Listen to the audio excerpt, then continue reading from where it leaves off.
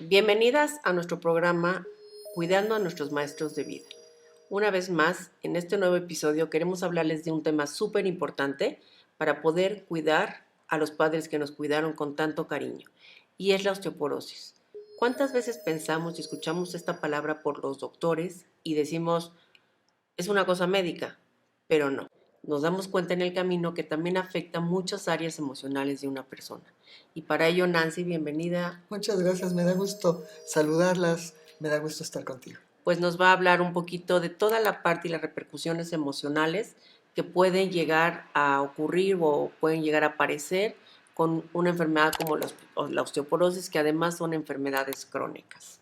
Es muy difícil que una persona reciba la información de que tiene una enfermedad crónica y la forma como ella responda va a depender primero de cuál es su situación emocional en el momento de recibir la información, pero también de la manera como se le da la información y de sus expectativas y su conocimiento acerca de esta enfermedad.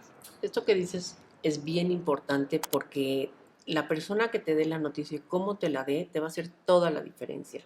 Cuando hablamos de una enfermedad crónica, pues sabemos que la vida cambió y va a cambiar para siempre. Tenemos que cambiar hábitos, tenemos que cambiar muchas cosas que nos vamos a ir adaptando en la vida, pero también traemos una propia historia. Como la familia haya vivido la historia en relación a las enfermedades, también va a haber una respuesta. La manera como la persona responde cuando recibe esta noticia, por un lado, va a depender de en qué etapa se encuentra la enfermedad, porque vamos a ver que la osteoporosis, hemos visto que la osteoporosis tiene diferentes etapas, es decir, no todo el mundo tiene el mismo nivel de gravedad de la enfermación. Entonces, ya decía yo hace un momento que la persona puede recibir la noticia de diferentes formas y entonces se han hecho estudios con diferentes personas para ver cómo reaccionan las personas ante esta noticia.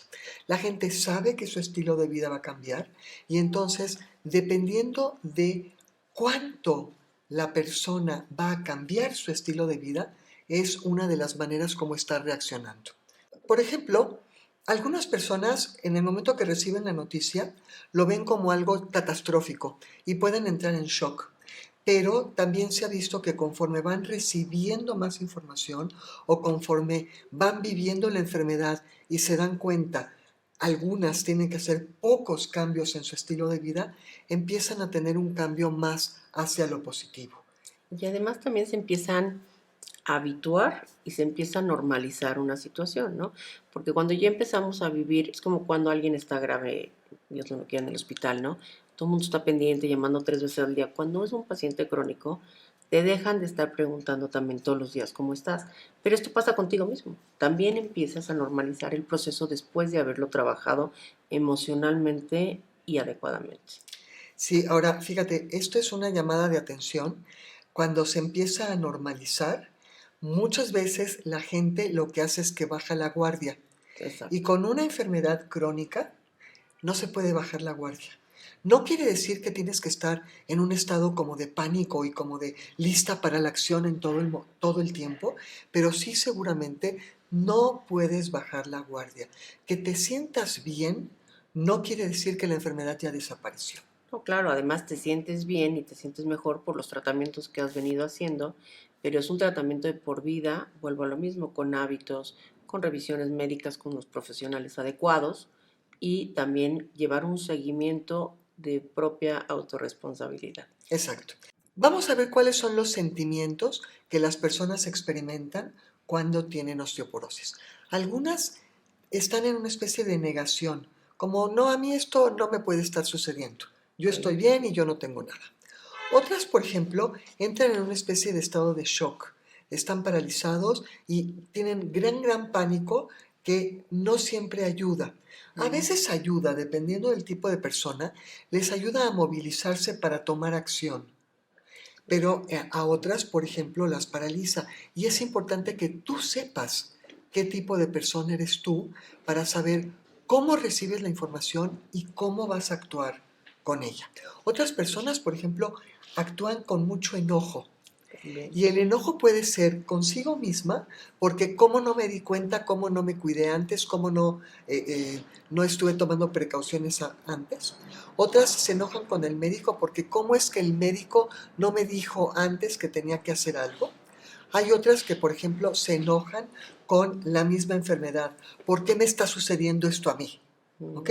Pero el enojo es una de las emociones que se experimenta mucho con una enfermedad crónica, en el caso de la osteoporosis. Ahora, por ejemplo, otra de las formas como la persona reacciona es algunas personas se sienten afortunadas porque fueron En tener un diagnosticadas. tratamiento. Y que en el momento en que recibes la noticia y tienes el diagnóstico, puedes empezar a tomar acción. Fíjate, las mujeres que, por ejemplo, su mamá tiene osteoporosis y ha tenido fracturas y de pronto reciben esta noticia porque toman conciencia y van, si no se han hecho una densitometría, se la hacen y reciben la noticia, es qué bueno que yo puedo empezar a cuidarme mucho antes de llegar a consecuencias tan negativas como las que está viviendo mi mamá. Otra de las emociones que se experimenta con más frecuencia es el miedo.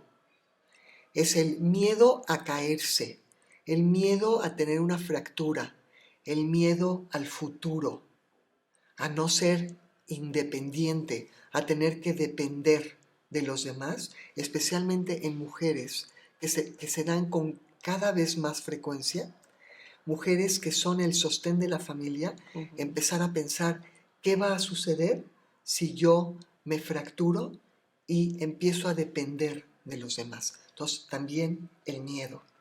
Otra, por ejemplo, es la falta de confianza en sí misma que experimenta la persona una vez que ha tenido una fractura.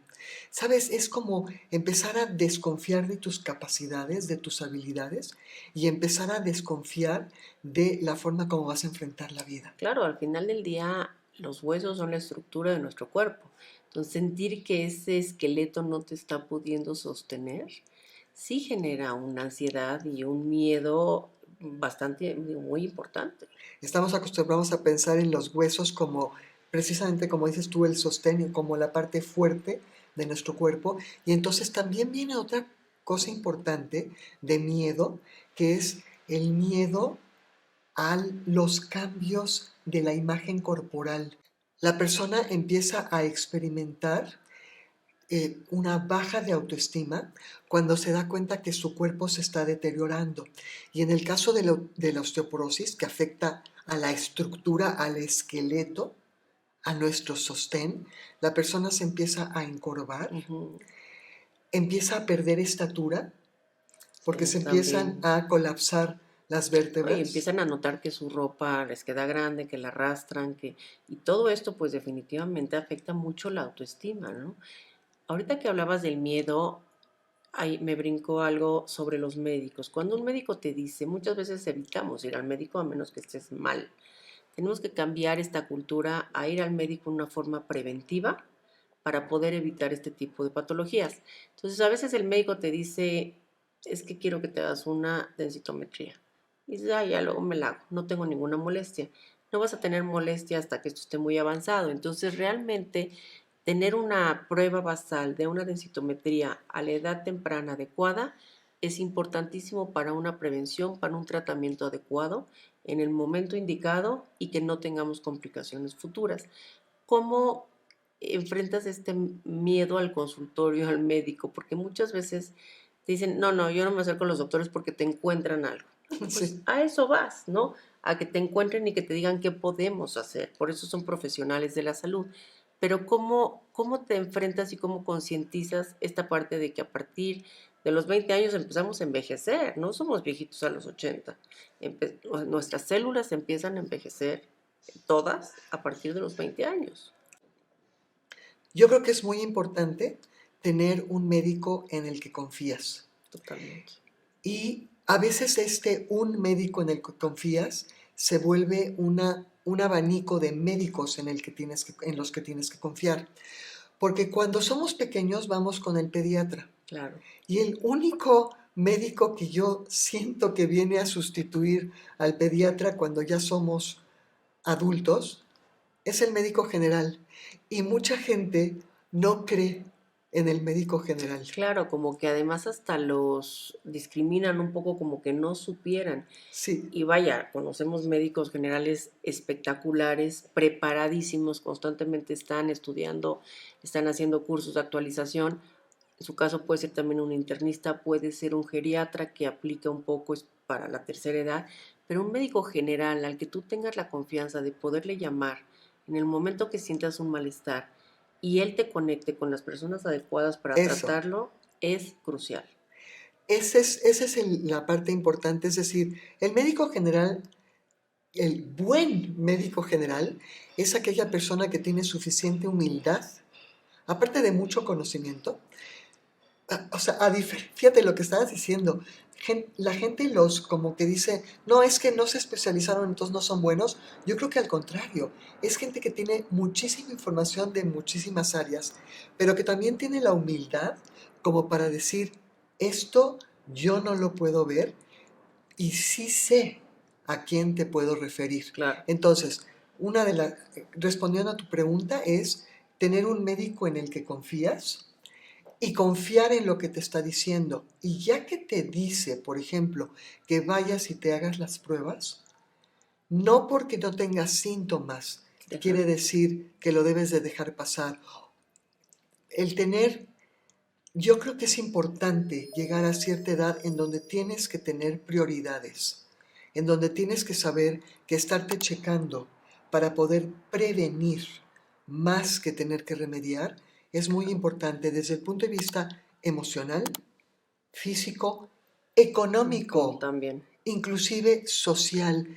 ¿Qué necesidad hay de llegar a tener características físicas que denotan que tienes una enfermedad cuando puedes haber prevenido No, y ahora que esta tomas, enfermedad? ahora que tocas la parte social, se empiezan a retraer, ya no quieren salir. Eso conlleva más a lo que hablabas de las demencias, ¿no? O de todo el deterioro cognitivo por falta de estimulación, por falta de salidas, salen menos, hacen menos ejercicio, aumenta la osteoporosis. Entonces, todo esto sí tiene mucha relación, como pueden ver, con la parte psicológica y emocional. Y bueno, nos quedan todavía muchos temas en el tintero, pero afortunadamente también tenemos muchas otras oportunidades de platicar con ustedes. Claro que sí, los esperamos en el próximo episodio con muchísimo cariño para seguir hablando de este tema. Hasta pronto. Gracias.